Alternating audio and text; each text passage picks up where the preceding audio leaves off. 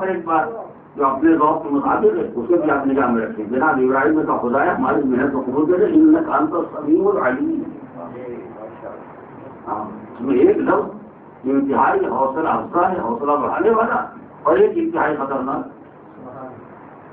پروردگار ہماری محنت کو قبول کرے تو وہ سمیع بھی ہے اور علیم بھی ہے, تو سننے والا بھی ہے اور جاننے والا بھی ہے. سننے والا ہونا قبولیت کے لیے بہترین بات ہے. سوچیے گا, کسی چیز سے قبول ہو جانے کے لیے سننے والا ہونا یہ بہترین بات ہے, اور جاننے والا ہونا یہ انتہائی خطرناک بات ہے. ہاں, میں نے کوئی چیز آپ کی خدمت میں فرمان پیش کیا, ذرا قبول فرما لیں.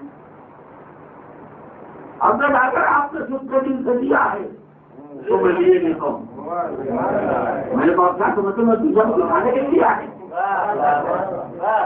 آپ کیا سمجھتے ہیں؟ ارے مجھے آپ خلوص اور محبت میں دیکھے مجھے مومن پڑے ہوئے کسی وجہ کیا ہوتا. آپ پر روک جمانا بہت آسان ہے, اس لیے آپ کو اس کا حل نہیں جانتے. جب دیکھیے خلیل کو کتنا اعتماد ہے اپنی نیت پر.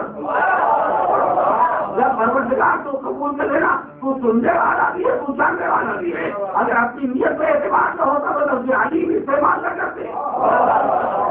اور جناب ابراہیم نے ساری قوم کو متوجہ کر دیا, جب خدا کی بارگاہ میں کسی عمل کے قبول ہونے کی دعا کرنا کو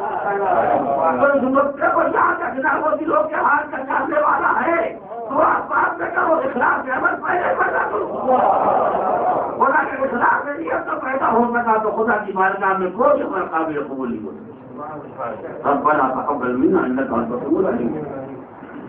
تو خدا قبول کر لے, لیکن چاہیے کا اس کے مقابلے بنا وجعلنا مسلمین لک.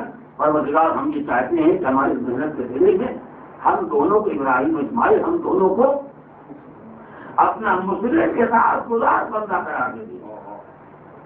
کوئی انسان کا اپنے بارے میں یہ کہنا بہت آسان ہے مسلمان.